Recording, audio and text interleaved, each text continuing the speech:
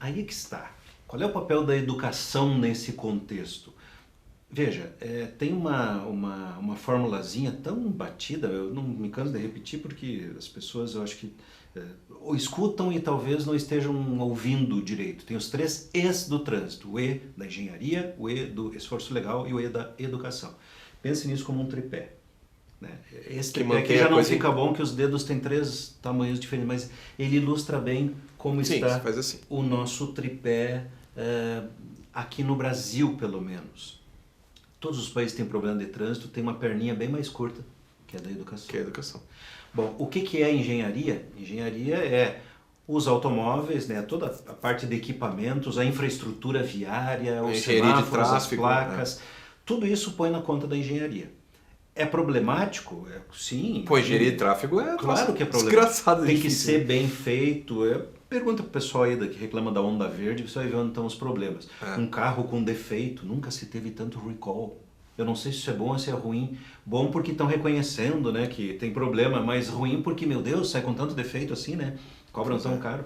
Mas a maior parte dos problemas não está nessa perninha, nesse E da engenharia. A outra perninha, o E do esforço legal, não é uma coisa só. É a lei, a fiscalização e a aplicação da punição. Tem 3 nessa uma perninha do E do esforço legal. Ali eu acho que também não tem problema, Rodrigo, porque o que o pessoal chia aí da indústria da multa é verdade. É porque... Só que, veja bem, qual foi a última vez que você foi parado numa blitz? Esse E do esforço legal, ele implica na presença da autoridade, é o árbitro no campo de futebol. Porque se ele não estiver lá, quem que vai cumprir a lei?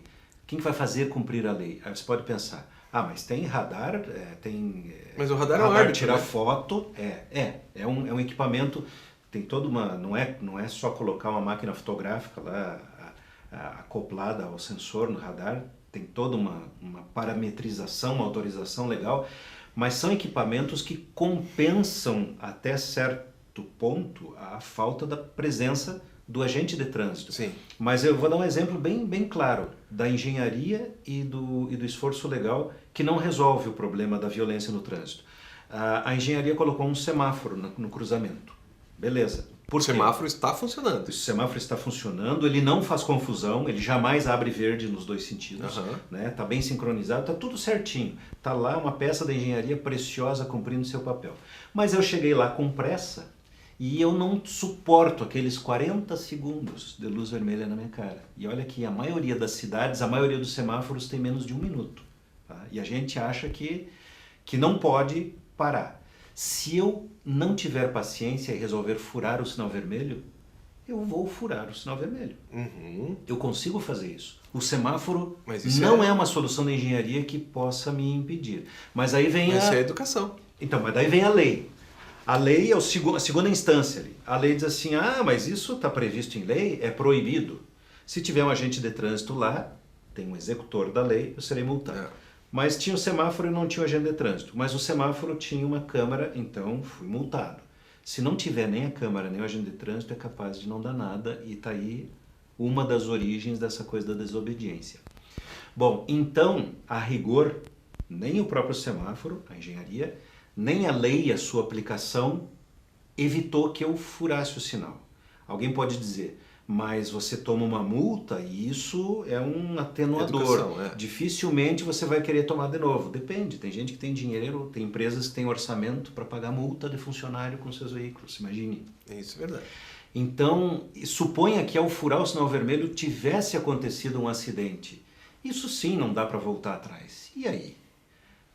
Agora chegamos no E da educação. A única coisa capaz de fazer eu, quando chegar lá e acender a luz vermelha na minha cara, por mais que eu fique indignado, eu abrir mão da minha necessidade pessoal em prol de um bem comum, em nome da cidadania, entender que existe o outro. Isso é educação. E o outro é tão importante quanto você. Ele não é nem mais importante nem menos importante. Ele é igual. Isso é educação. E vem da onde essa educação? Infelizmente a resposta não é bem simples, né? Mas é fácil. Porque ela não depende apenas do governo, né? Exatamente. Porque, quando os caras começam a falar isso, e eu já tive alguns embates assim, que é bem fácil para acabar com esse problema. que é o esquema da família Folhas aqui em Curitiba. Para quem não é de Curitiba, deixa eu explicar rapidinho. Curitiba não tem papel no chão. Não tem. Se você olhar o lixo de Curitiba, o lixo que a gente vê assim, é árvore. É folha de árvore que caiu, que né, não dá para controlar. Ninguém joga papel no chão em Curitiba. Porque foi feito lá atrás um negócio com criança. Eu era criança. Então vamos botar aí 35, 40 anos atrás. Eu tenho 41. Olha, não pode jogar lixo no chão, não pode jogar. Isso ficou uns 20 anos, os caras fazendo isso. A minha irmã eu tenho 41, minha irmã tem 27, ela passou pelo mesmo sistema. Todas as escolas, municipal, estadual, particular, todas, não pode jogar lixo no chão. Curitiba não tem lixo no chão. E se alguém joga um lixo no chão, se deliberadamente joga, alguém chegou. Não precisa de um agente para dizer. Então, a educação coíbe. Houve um momento em que alguém da administração pública, na época, tomou a decisão de fazer. E houve uma adesão da população. E houve uma continuidade também, né? Porque houve adesão, porque virou cultura. Né? Claro. Porque tem muitos programas, muitos propósitos de educação sensacionais que pecam numa coisa bem básica. Confundir campanha com programa. Isso foi uma campanha de longa duração que teve características de programa. Claro, que ajudou o fato de serem as pessoas do mesmo partido, né?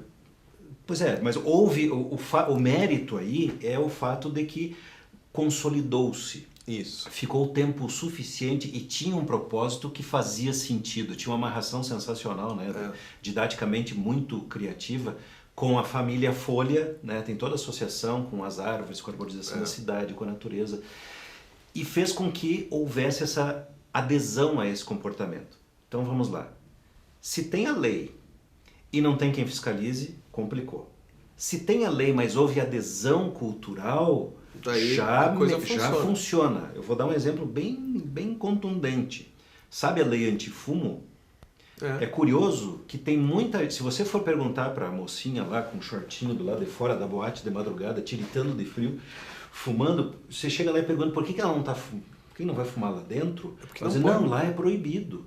Aí você pergunta assim, mas e qual é a multa? Qual é a penalidade? Não sei, eu sei que é proibido. Pois é, porque funcionou, culturalmente funcionou. Pegou. Agora é capaz dessa mesma pessoa furar o sinal vermelho, não sinalizar uma manobra, estacionar onde não pode, e daí você vai perguntar, escuta essa infração aí, eu sei, é tantos pontos, a multa é tanto... Mas não tem ninguém aqui para me ver. Como é que pode? Né? No caso do fumo, não sabe nada e obedece. Aqui sabe tudo e não obedece. Então é educação, né? Tem uma coisa aí entre a cultura e a educação, e daí o pano de fundo é essa coisa de existir a regra e dela ser aceita e de ela ser aplicada, ser fiscalizada e ser aplicada, que dá essa resultante. Por que em algumas situações há comportamento adequado e em outras não? Em outras não. O caso nosso tempo já está esgotando de novo. É verdade. O caso da lei seca, por exemplo. Eu falei isso algumas vezes e foi muito polêmico. Nós tínhamos já uma tolerância de 6 decigramas por litro de sangue. Dava mais ou menos para uma pessoa... Uma cerveja. Uma latinha de cerveja, uma taça de vinho. Era permitido, mas era muito pouco fiscalizado. E tinha muito acidente e que comprovadamente, né, associava a direção com álcool. Então, ao invés de fiscalizar mais, arrochou-se a lei. Agora não pode nada. Sabe aquela uma latinha? E continua não igual. pode. Daí houve, curioso isso, no início, Rodrigo, quando chegou a lei seca, diminuiu porque as pessoas ficaram apavoradas. Né? Nossa, pô... Eu vou ser preso. Eu vou ser preso, agora a tolerância é zero. Mas aí com o tempo foi vendo que tem pouca fiscalização e foi afrouxando. Cara, e o que eu falei, que gerou polêmica, foi o seguinte, que de serviço era melhor ter mantido os 6 decigramas e ter aumentado a fiscalização, claro, que é o que estava mais fazendo falta, do que arrochar. Porque eu não sou contra a tolerância zero, eu acho bastante adequado.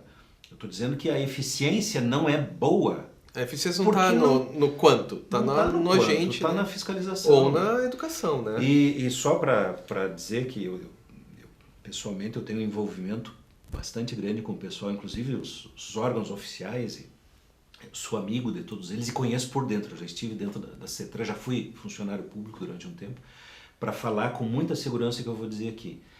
não é aquele agente de trânsito, não é aquele órgão de trânsito, não é aquele comandante daquele órgão de trânsito.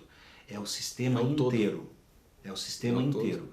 O que esse pessoal que é policial, que é agente de trânsito, sofre por não ter o contingente em quantidade adequada, é um absurdo, é um dos grandes problemas que nós temos no Brasil. E culturalmente as pessoas têm uma dissociação, assim, né? Tendem a ver... primeiro que não diferenciam um guarda municipal, um agente de trânsito, de um policial rodoviário, é tudo polícia. E tem um preconceito que faz mal para a sociedade. Sim. Como sociedade, nós estamos pagando por essa infraestrutura, nós precisamos disso. Acabamos de fazer aqui uma discussão desde os antanhos, né, do texto bíblico como referência de uma regra a ser cumprida. Precisa de fiscalização.